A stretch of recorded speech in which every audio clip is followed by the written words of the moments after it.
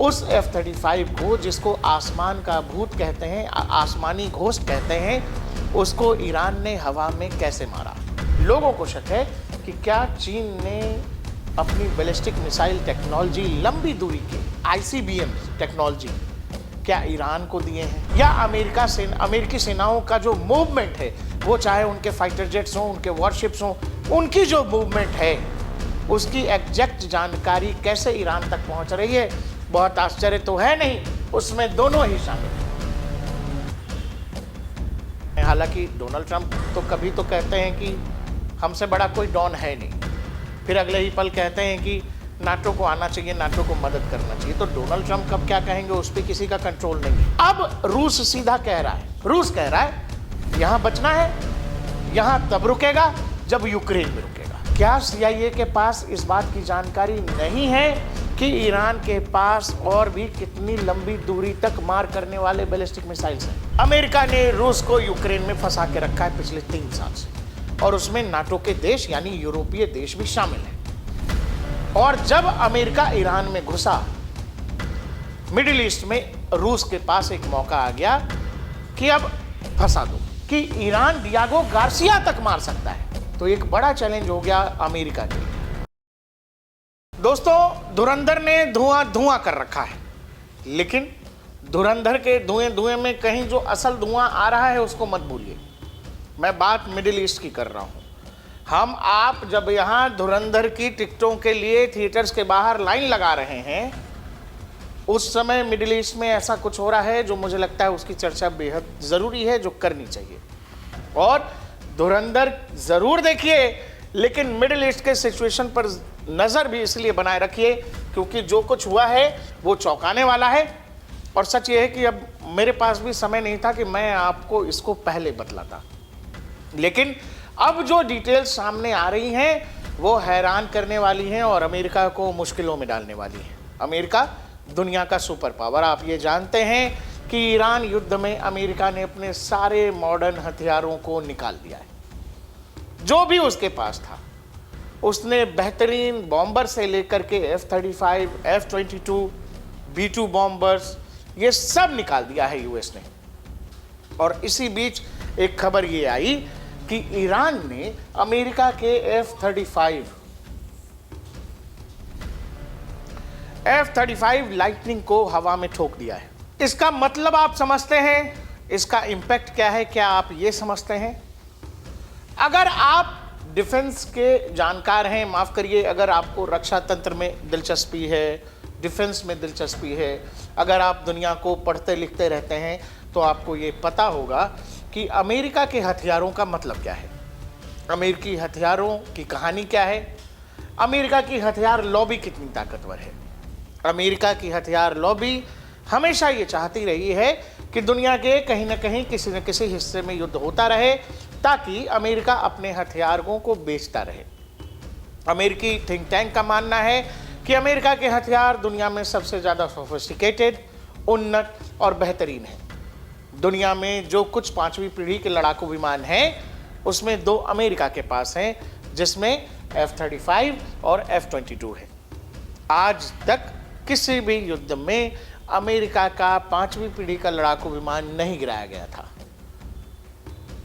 लेकिन ईरान युद्ध में अगर ईरान अपने मिसाइल से F-35 को हिट कर रहा है, ये बात डोनाल्ड ट्रंप को परेशान कर रही है। और ये बात परेशान क्यों करनी चाहिए? भाई, आप कह रहे हो कि हमारे पास 5वीं पीढ़ी की तकनीक है, हमारे पास स्टेल्थ तकनीक है। स्टेल्थ क्या होता है? स्टेल्थ जो रडार में पकड़ में नहीं आते, पकड़ में तो आते हैं, लेकिन उनका रडार क्रॉस सेक्शन एरिया बेहद कम होता है, तो वो रडार पर नहीं दिखाई देते। लेकिन क्या F-35 को ईरान ने रडार पर डिटेक्ट कर लिया? या फिर ईरान के पास कुछ ऐसा है जो अमेरिकियों को पता ही नहीं था? अमेरिका F-35 को ईरान के आसमान में यह समझ के उड़ा रहा था कि ईरानियों को पता ही नहीं लगेगा, लेकिन ईरानियों ने इंफ्रारेड मिसाइल से इसको ठोक दिया है। और अब ये दुनिया भर में जो है, दुनिया भर की हेडलाइन है। क्या है इस हेडलाइंस का मतलब? क्या है इनका इंपैक्ट? क्या है? और F-35 का गिरना ये कितनी बड़ी खबर है, आपको अपने आप समझ में आ जाएगी। Iran's F-35 hit claim shakes the myth of US sky ghost. अगली हेडलाइन है जिसमें कहा जा रहा है world first hit, how Iran likely took down unkillable American fighter jet. Second US stealth jet downed in combat. Iran claims historic F-35 hit 27 years after first ever stealth shoot down. किसी भी पांचवी पीढ़ी के लड़ाकू विमान को जो shoot down किया गया था हवा में, वो 27 साल पहले किया गया था. ये दूसरा किल है और उसमें F-35 आ रहा है सामने. US F-35 damage bye suspected Iranian fire makes emergency landing sources shake. Moment when US F-35 stealth fighter was hit in skies above Iran. सवाल यह है कि जिस पांचवी पीढ़ी के लड़ाकू विमान को दुनिया का ताकतवर से ताकतवर रडार नहीं पकड़ पाता है, उस F-35 को, जिसको आसमान का भूत कहते हैं, आसमानी घोस्ट कहते हैं, उसको ईरान ने हवा में कैसे मारा? यह सोचने का विषय है. दूसरा, आज के मॉडर्न वॉरफेयर में F-35 जैसे हथियारों के गिरने का या शूट डाउन होने का क्या मतलब है? ये एक बेसिकली माइंड गेम है. ये माइंड गेम है. जब आपके पास ये हथियार हैं, आप अपने आप को सुपीरियर समझते हो, लेकिन आपका वो सुपीरियर हथियार जब कोई सामान्य हथियार से गिर जाए तो ये चौंकाने वाली बात है.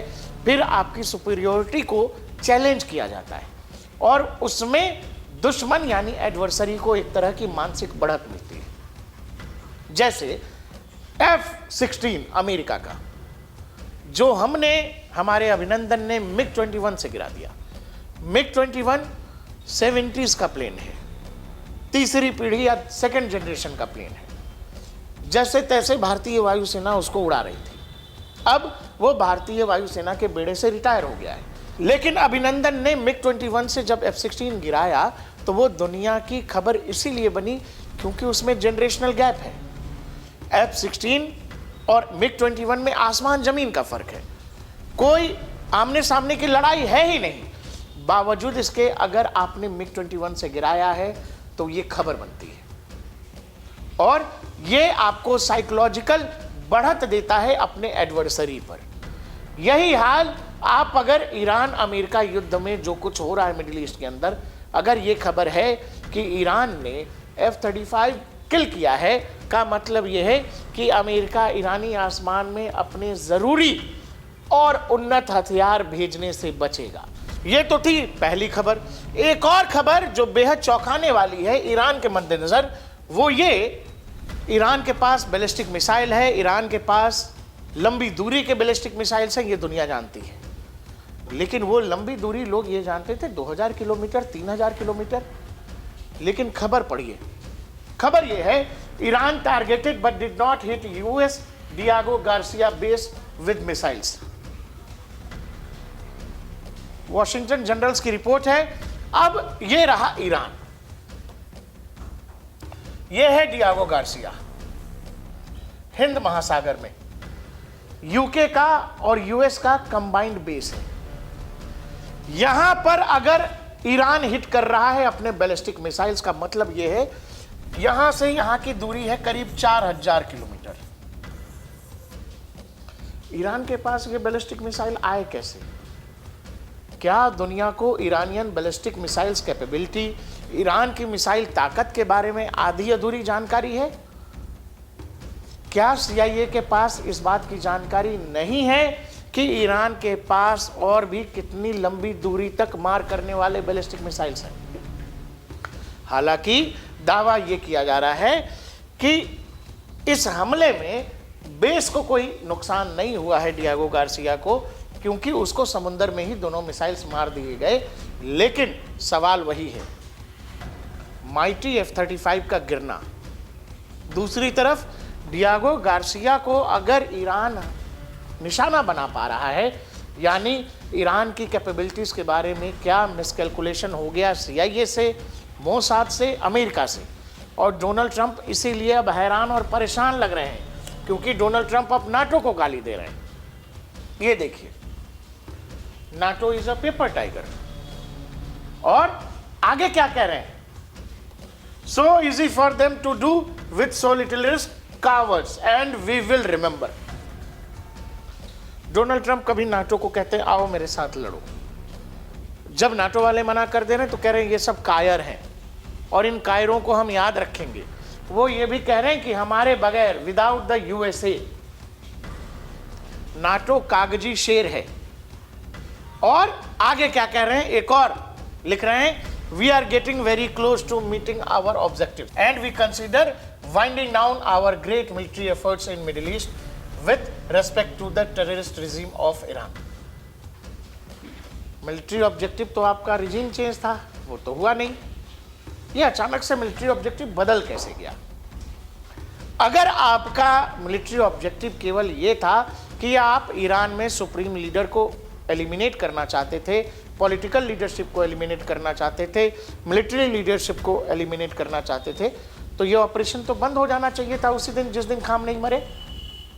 लेकिन आप इसको कंटिन्यू करते हो। अब आपको कुछ चीजें समझ नहीं आ रही हैं, समझ नहीं आ रही होंगी वो ये कि कैसे पूरे मिडिल ईस्ट के अंदर अमेरिकी सैन्य अड्डों को निशाना बना रहा है ईरान। तब जब आप लगातार दावा कर रहे हो कि हमने ईरान की बैलिस्टिक मिसाइल फैसिलिटीज को बर्बाद कर दिया है, तबाह कर दिया है, उसकी जो ड्रोन ताकत है, उसकी जो ड्रोन की फैसिलिटीज हैं, हमने उनको बर्बाद कर दिया है। फिर भी मिडिल ईस्ट के, वो चाहे दुबई हो, यूएई मतलब कतर हो, या सऊदी अरब हो, इराक हो, जॉर्डन हो, इन तमाम जगहों पर जो अमेरिकी सैन्य अड्डे हैं, अमेरिकी बेसेस हैं, उन सब पर ईरान हमला करता रहा है। ये बात अमेरिका को चौंकाना नहीं चाहिए या चौंकना नहीं चाहिए कि ये हो कैसे रहा है। आखिर एग्जैक्ट लोकेशन अमेरिकी वॉरशिप्स की, अमेरिकी तैनाती की मिडिल ईस्ट के अंदर, एग्जैक्ट कोऑर्डिनेट्स ईरान को मुहैया कौन करा रहा है और इतना प्रिसाइजली ईरान मार कैसे पा रहा है, वो आप अपने आप समझ जाओगे। देखो जी, दुनिया का बहुत सिंपल रूल है, डिप्लोमेसी में भी और युद्ध में भी। आप जब किसी को कहीं फंसाते हो और उसको अगर मौका लग गया, वो भी आपको फंसा देगा।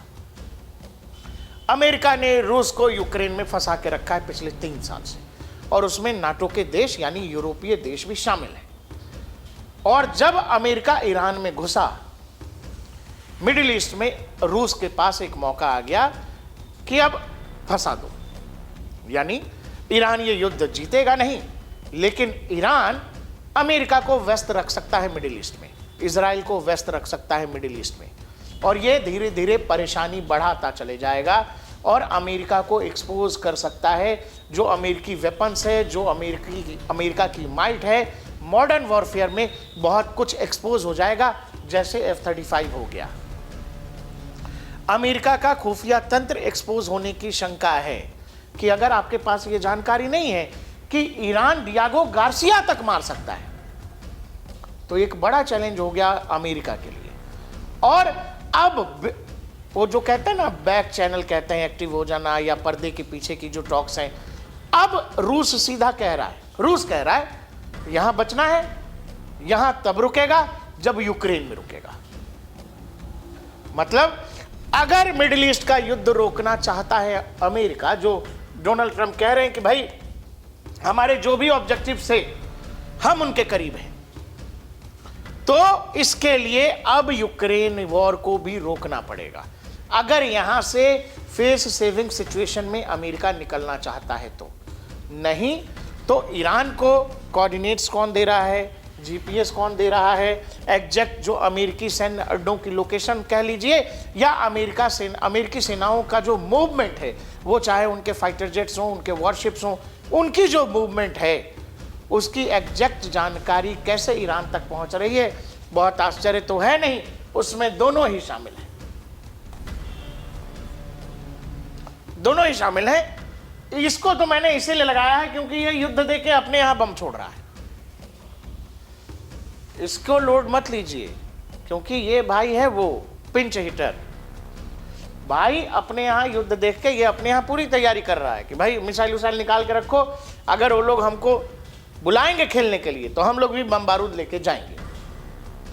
ऐसा भी हो सकता है कि अभी जो ये डियागो गार्सिया वाली खबर आई है जिसमें ईरान यहां मार रहा है, लोगों को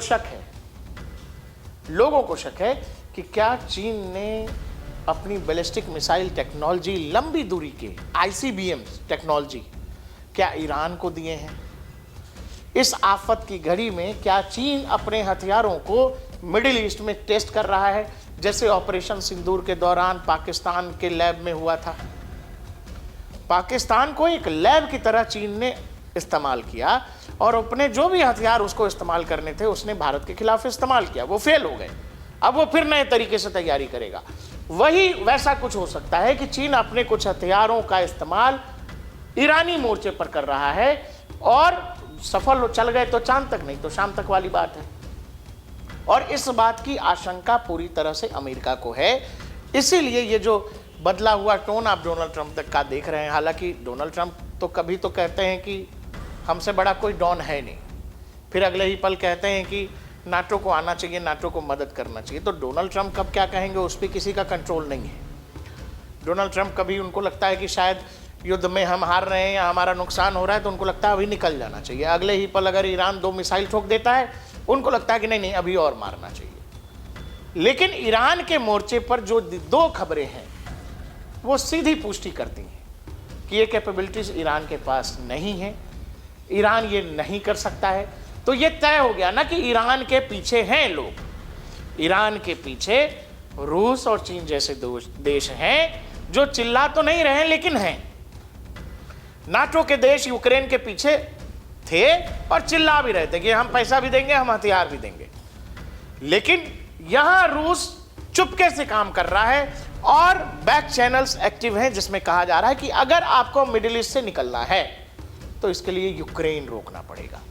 तो ईरान में जो कुछ हो रहा है, ये जो F-35 से लेकर डियागो गार्सिया तक की जो कहानी है, इस सब के तार मॉस्को से लेकर कीव तक जुड़े हुए हैं। अगर कीव शांत होगा तो ही जाकर तेहरान के मोर्चे पर अमेरिका बचकर निकल सकता है, नहीं तो ये युद्ध और भी लंबा खींचने की संभावना है। देखते रहिए DNP इंडिया, हर खबर भरोसे के साथ।